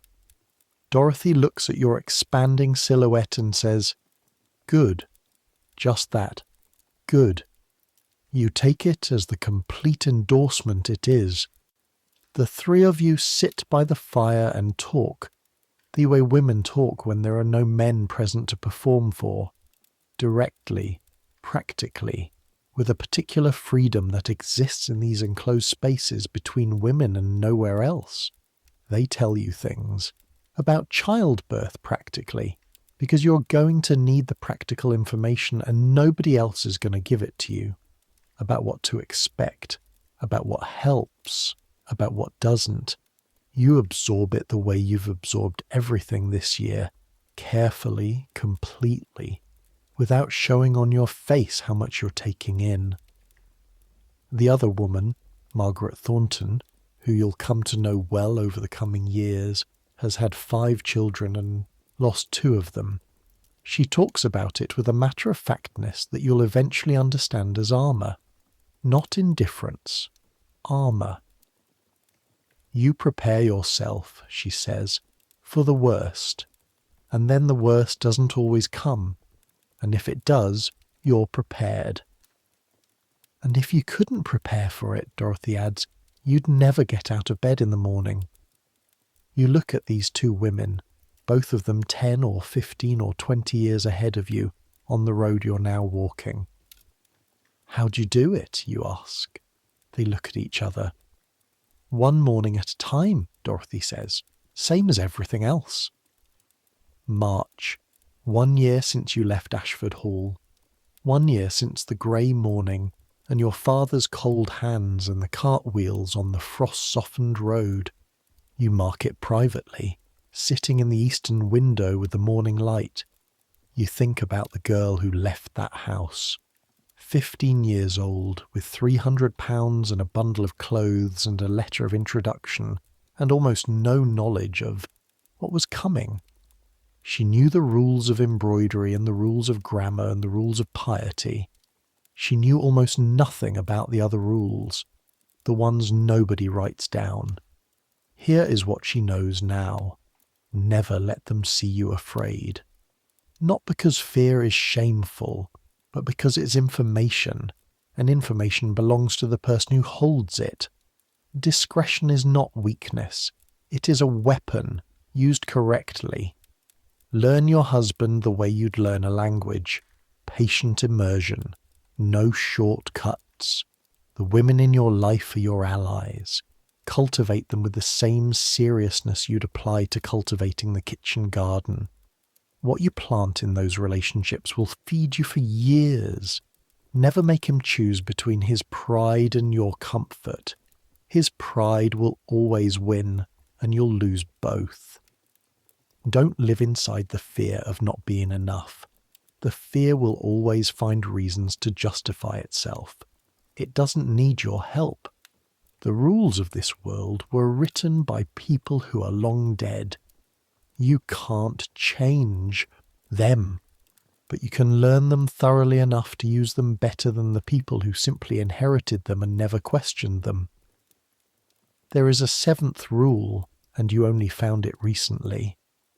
Mrs. Hollis gave it to you without intending to, on an afternoon when you were both tired and working and the usual politeness between you had gone slightly transparent with fatigue. Kindness is not weakness. It compounds. What she meant without saying it is that the household runs better when the people in it feel seen. That Alice, who has a boy she wants to marry, works better when you know her name and remember to ask. That William, who lost his bishop's kitchen, works better when you tell him his roast is good. That Mrs. Hollis herself, who's 60 years old and has run this house since before you were born, does this work not because she has no choice, but because you have made her feel like a colleague rather than a tool. Kindness compounds. It costs almost nothing. It returns more than investments in merchant ships. And now it's spring again. April comes in warm this year, no hesitation, no March cold bleeding into it. The garden wakes up fast. The early flowers are already done by the end of the first week. The birds are everywhere. You hear them at 5 in the morning before you're properly awake. The layered, complicated sound of dozens of different birds doing their various arguments and courtships in the trees outside the east window. You're 7 months pregnant. You move carefully through the rooms, negotiating staircase and threshold with the particular caution of a person whose centre of gravity is relocated. Your back aches permanently now, a deep muscular complaint that no position quite resolves. Your feet swell by afternoon. You don't complain. Not because complaining is forbidden. It isn't. Not really. Not to Bess, or to Dorothy, or to Mrs. Hollis, the women who surround you now with a quiet, practical care, but because there's nothing to complain to. It's simply the weather of this particular season. You move through it. Sir Edmund has started reading to you in the evenings.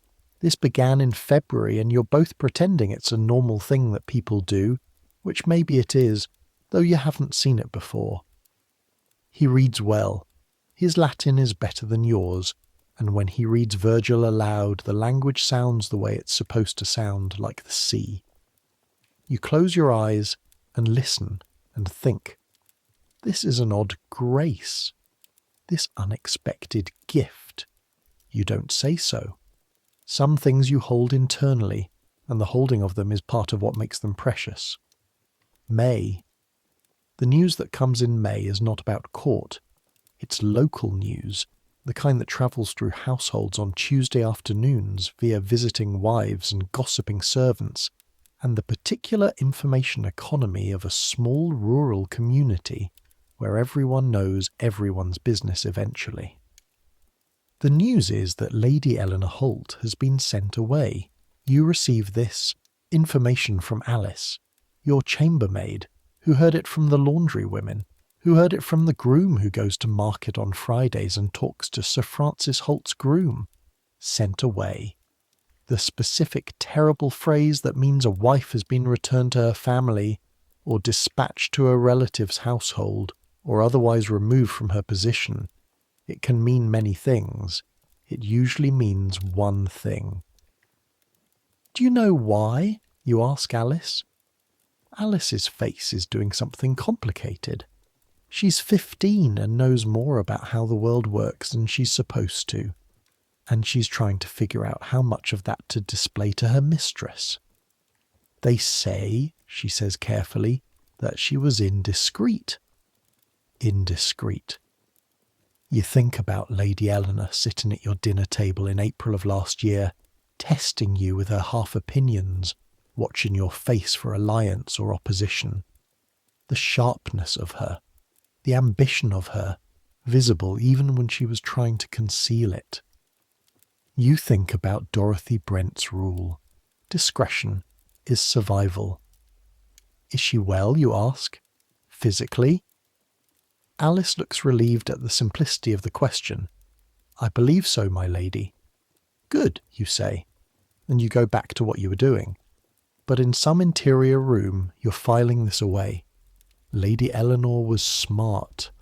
Lady Eleanor was educated and well-connected and ambitious and sophisticated.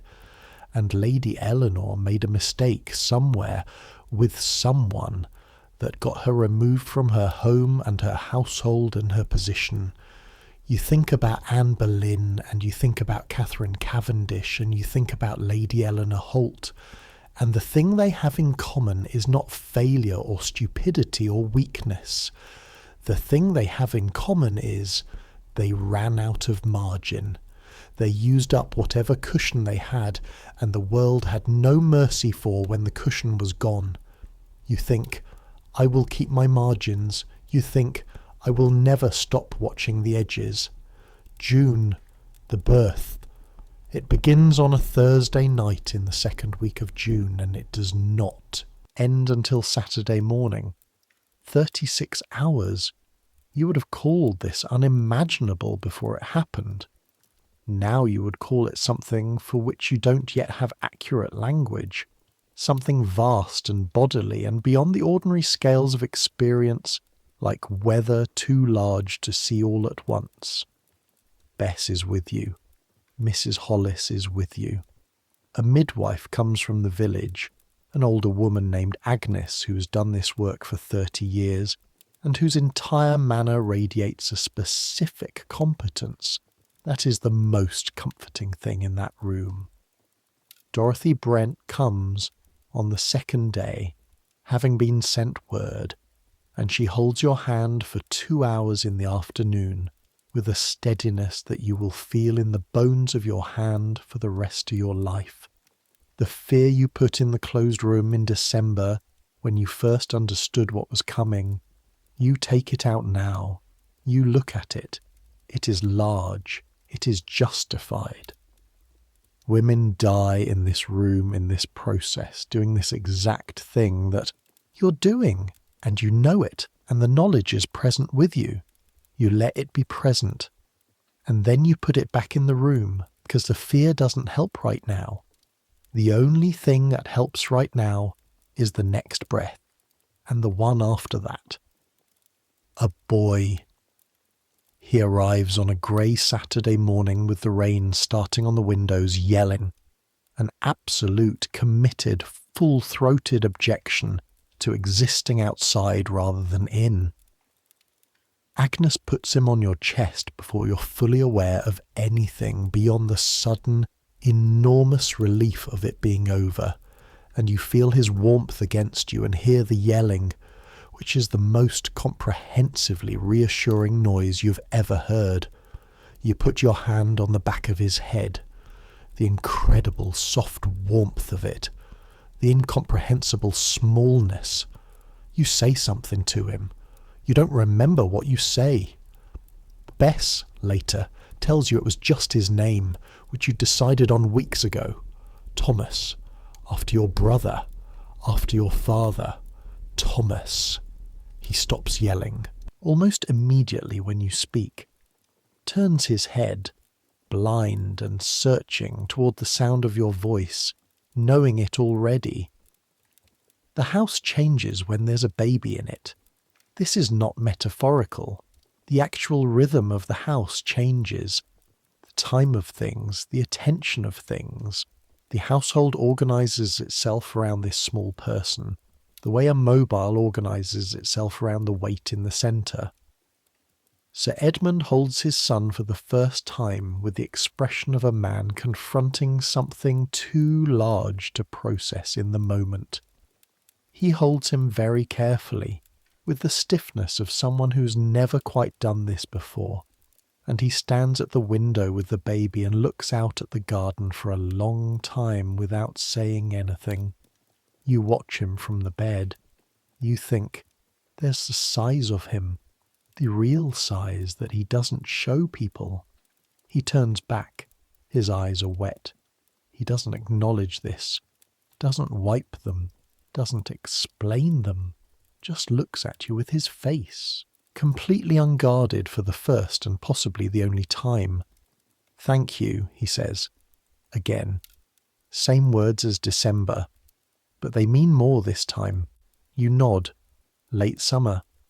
The estate in August smells of hay and warm earth, and the distant particular smell of the sea. Stronger in summer, that suggestion of something huge and borderless lying beyond the horizon. You're 16 years old. You've been married 17 months. You're not the girl who left Ashford Hall.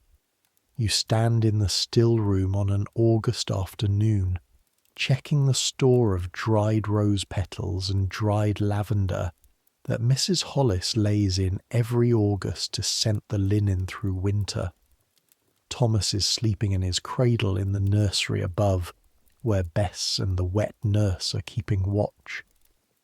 The house is quiet, with that particular summer afternoon quiet that's almost like held breath.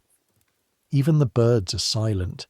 Your hands in the lavender, the dry, dusty, sweet smell of it. the slight rough resistance of dried petals against your palms. You think about all the things you know now that you didn't know 17 months ago. You know how this household breathes. You know the sound the north wind makes in the chimney in February, and what it means for the fires in the lower rooms. You know which of the tenants will pay promptly and which need to be reminded, and in which order to apply the reminder for best effect. You know that William the cook likes a specific variety of onion that has to be ordered specially, and that his mood for the whole week is better when the right onion is available, which means the quality of every meal that week is better, which is worth the small additional expense. You know your husband, the settling of his face, the gathering motion of his hands, the voice he uses for things he's certain about, and the voice for things he's not. The 2-second pause before he says something important. You know what Dorothy Brent means about surviving one morning at a time, not in the abstract, in the specific, physical, daily reality of it. You know the tower and the view from it and the curve of the river and the 3 church towers in the distance. You know that Rule 7 is true. Kindness compounds. Every day there is evidence for this, in the way Mrs. Hollis brings you things before you ask for them, in the way Alice makes your room particularly nice on the day she can tell you're tired, in the way the cook's face does when you compliment something specific, not generic, not dinner was good, but the way you did the salmon today with that sauce. I've never tasted that before. Where did you learn it? People expand when you see them. That's not nothing. September. You get a letter from your father. It's the longest letter he's sent you since you arrived. Longer than the formal ones with more of him in it. He's in better health than last year. The estate at Ashford has had a reasonable harvest. Your brother Robert has a position now, a beginning of something.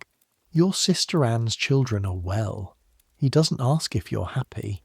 He doesn't use that word, your father, in correspondence. Not his way. But near the end, I hear Sir Edmund speaks well of you in the county. I have heard your household is well managed and your position secured. This is more than I hoped and exactly what I wished. More than I hoped and exactly what I wished. You fold the letter. More than he hoped.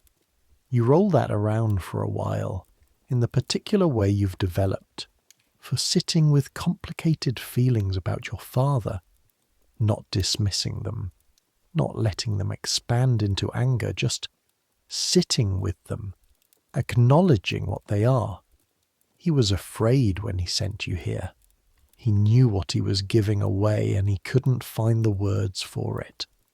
He gave you Bess and a letter of introduction and £300 and a decent marriage, and it was the best he could do, and it wasn't what either of you needed. But here you are. Autumn comes, the second autumn, different from the first, because you know it now, because you're no longer learning the rhythm of it, you're living it.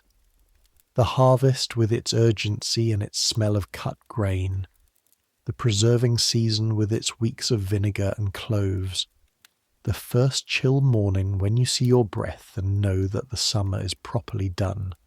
Thomas, who is 3 months old, has opinions about the temperature. This is your primary discovery about his personality so far. He has opinions about warmth, about light, about being held versus not being held. He's not a quiet baby. He's emphatic. He communicates his states with complete commitment and no apparent embarrassment. You find this unexpectedly delightful. Bess finds it deeply familiar. You are exactly like this, she says, watching him object vigorously to being put down. Exactly. You haven't changed. You look at your son, who is red-faced and earnest in his unhappiness, and completely unaware of the irony. He'll learn, you say. Says Bess. One evening in October, After the second harvest is in, and the storerooms are full and the evening accounts are settled and the household is quiet, Sir Edmund comes to find you. You're in the study, reading one of his books, not the Erasmus this time, but a history of England, Henry V to the present, written by a man whose name you don't know, and whose prose is occasionally glorious and occasionally impenetrable. Sir Edmund stops in the doorway. He's been riding. You can tell from the smell of him, horse and outdoor air, and the particular warmth of a man who's been moving through cold weather. He has something in his expression that is, by now, completely legible to you. He has something he wants to say. He comes in, sits in his chair by the fire, doesn't pick up his own book. You give him time. You've learned. Give him time. The Venture returned, he says. You look up. The ship? Yes, the Mediterranean one. Oh, you put a finger in your book to hold the page. And? Better than projected, he says. Not threefold, better. A pause. Because I invested half, he says. You look at him. I would have doubled the investment and taken the full return, he says, if you hadn't counselled otherwise. If you had doubled the investment and it had gone wrong, I know. The Northfield barns would have waited another year. The dairy would have... I know. His voice is not sharp. It's something else. Something quiet that you need to listen carefully to hear. I'm not arguing with the decision. I'm telling you it was the right one. You look at each other. This is the 8th unspoken rule, and you feel it forming now, in this room, in this moment. The trust that comes slowly is the trust that lasts. He couldn't give you trust in March of last year, in a cold chapel, over a contract signed by your father. That trust had to be built, the way everything worth having has to be built, incrementally, out of small true things, accumulated over time, out of well-organised accounts and careful negotiations and conservative investment advice, and 1 year of proving, daily, that you were worth the proving. I'm glad, you say. The barns will be useful before the second winter. The corner of his mouth does something that isn't quite a smile but is adjacent to one. The barns, he agrees. He reaches across and picks up his book, opens it. You go back to your history. The fire crackles. The house settles around you, making the sounds that houses make in the quiet of October evenings, wood contracting in the cold, the distant sound of the kitchen below, the wind in the eaves. This is also your life, this room, this silence. This man across the fire who is not warm or easy, or particularly good at saying the things he means, but who is learning, the way you're learning, the way all of it is built, one careful day at a time, winter. The baby starts smiling. This is an event in your life which contains events both public and private, both frightening and wonderful. This is the one that undoes you completely. You're standing over his cradle on a Tuesday afternoon in November, and he's awake and looking up at you, and something in his face does something. A recognition, a response, and it's a smile. Your son smiles at you. You sit down next to his cradle on the floor, which is cold and you don't care, and you smile back. For a long time. Bess finds you there an hour later. She says nothing, just makes a sound that in Bess's vocabulary means approximately, yes, this is the thing. This is exactly the thing. December. 1 year since you told Sir Edmund about the baby. 1 year that has been, in whatever accounting you can make of it, a year of building. You build carefully. You don't take risks you can't afford. You don't show the full size of yourself until the room is safe for it. You compound the kindnesses. You keep the margins. You are 16 years old and you've been married for nearly 2 years and you have a son and a household and a husband who is learning how to look at you. Really look past the transaction that started this into whatever is actually there. It's not romance. It was never going to be romance. You made peace with that somewhere in the first spring, on a walk in the kitchen garden, letting the thing go the way you let things go that were never real in the first place. What it is instead is something more durable, more honest. The word for it doesn't exist in exactly the form it means. It's somewhere between respect and familiarity, and the particular warmth that comes from surviving things together and coming out the other side still intact. That's not nothing. That might, in the long run, be everything. The evening of the 21st of December, the longest night. It's been a year and 9 months since the cart left Ashford Hall. The household has gone to bed. Sir Edmund is reading in the study. She can see the candlelight under the door. Thomas is asleep in the nursery with Bess. Mrs. Hollis has done her rounds and gone to her room. The kitchen is banked and quiet. You sit in the eastern window of your bedchamber, the winter version of the window, the shutters half closed against the cold, but a gap to see through. The gardens below are white under snow that arrived last week and is staying. The kitchen garden is buried. Beyond it, the Kentish countryside in moonlight, the fields silver white, the hedgerows dark lines in it, the river somewhere out there under its ice, 3 church towers. You can see 2 of them in the moonlight. The third is behind the trees. The tower, the old tower, is behind you. You could go up.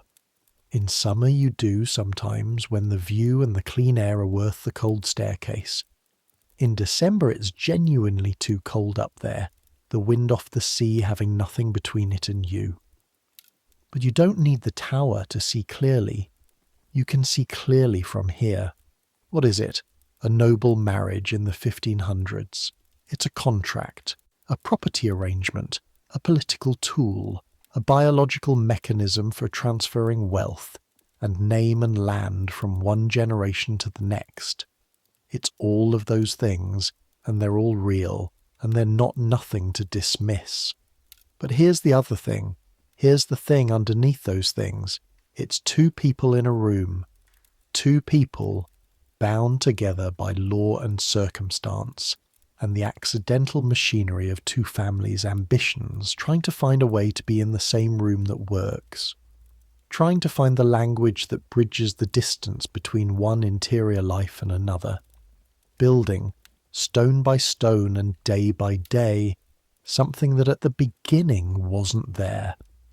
The rules are real. The inequality is real. The danger is real. The ghost of Catherine in the still room. The ghost of Anne Boleyn hanging over all of England in the spring and summer just gone. The knowledge that the margin between safety and disaster is always thinner than it looks. But so is the smile. The baby in the cradle, smiling for the first time, and you sitting on the cold floor laughing at him. Dorothy's hand on yours, steady for 2 hours. Mrs. Hollis's face unguarded in the still room. Sir Edmund's voice reading Virgil in the evenings. The Latin falling through the air like something old and permanent. The view from the tower, Kent in July. The whole world green and shining. All of it is real. Both of it at once. The cage and what you built inside it. The candle on the windowsill gutters in a draught from the gap in the shutters. You lean over and cup your hand around it, shield it. The flame straightens, settles, burns steadily again. Small flame. Doing what flames do. You go to bed. The room is cold in the way it gets cold in December, despite the fire. Cold in the corners, cold at the ceiling, the heat rising to the canopy and spreading outward and never quite reaching the walls. The blankets are heavy, 3 of them now in winter. Bess added the third one weeks ago without being asked. You pull them up. Your hands are cold, the tips of your fingers always the last to warm up. Outside, somewhere in the December night of Kent, a church bell is ringing an hour you're too tired to count. The sound travels clean and cold across the frozen fields, arriving at the window with its edges intact. You close your eyes. The rules. They come to you in the dark, assembled. The way things assemble when you're between sleeping and waking and the mind does its quiet work. Never let them see you afraid. Discretion is your sharpest tool. Learn the language of the person you're bound to. Your alliances with women are your foundation. Never make him choose between his pride and your comfort. Don't live inside the fear of not being enough. Kindness compounds. The trust that comes slowly is the trust that lasts. 8 rules. Not all of them, not by any means. There will be more. There will be years ahead, decades ahead, if you're lucky, if the margins hold, and more rules will emerge from them, and some of them will surprise you, and some of them will feel like things you always knew and hadn't named yet. But these 8, these you know. The cold of the room eases as your body warms the blankets. That slow, patient exchange. Body heat surrendering to the fabric holding it, the small economy of warmth. Somewhere in the upper floor a floorboard settles, the house breathing. Somewhere outside, the ice on the river makes a sound, low, creaking, the sound of water made solid still having opinions about it. Thomas, 2 floors up, is sleeping. You know this with the new and absolute knowledge of a parent who knows when their child is asleep and when they're not.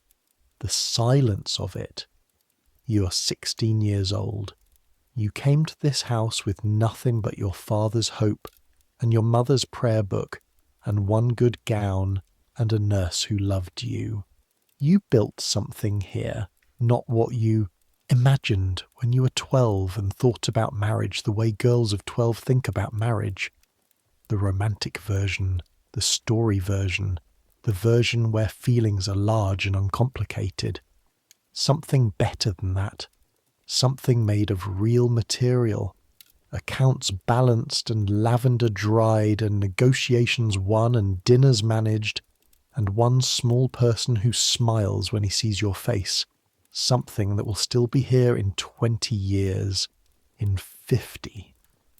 The sounds of the house grow quieter. The world outside the window is still and white and cold and full of sleeping things. You're warm enough, safe enough, present enough. You have earned this rest. Centuries will pass. Cavendish Hall will burn in 1603, in a fire that starts in the kitchen and takes the east wing before it stopped, and it will be rebuilt, and the rebuilt version will be modified and added to over 2 more centuries until it looks nothing like what you know, and it will be sold out of the family in 1871 and turned into a school, and the school will close in 1962, and the building will stand empty for a decade before a property company buys it and does something no one in your time could imagine to it, and it will exist in that form, strange and altered, well into the future. The tower, the old tower, will survive all of it. The stone was old when you climbed it. It will still be standing. The river will still run. The 3 church towers, 2 visible, one behind the trees, will still stand in whatever configuration the centuries leave them, and people will still be waking up in cold rooms, warm under their blankets in the December dark, trying to figure out how to build a life in circumstances they didn't choose. Some things don't change. The need to find your allies, the value of discretion, the compound interest of small kindnesses. The moment when someone smiles at you and you understand for the first time what it cost them. and what it means. Those don't change. Let sleep come. Let it come the way the cold eases when the blankets hold. Gradually, patiently, without forcing. Let the candle sputter down to nothing. Let the December night do what December nights do, settle, deepen, grow still. Let the church bell ring its next hour into air too cold and quiet to disturb. Let the rules you've learned fold themselves up like good linen and wait for morning. Let the day's fears put themselves back in their rooms. Let the warmth stay. The baby is sleeping. Bess is sleeping. The household is sleeping. Sir Edmund in the study below is finally asleep in his chair, with the candle burning down beside him and his book face down on his chest, and someone will go in tomorrow and gently take the book away and blow out the candle stub and put a blanket over him and not say anything about it. Because that's also a rule. The small dignities, the quiet tending. You're 16 years old in Kent in December of 1537, and you are warm, and your son is sleeping, and you are going to be all right. That's enough. That's more than enough. That's everything. Good night.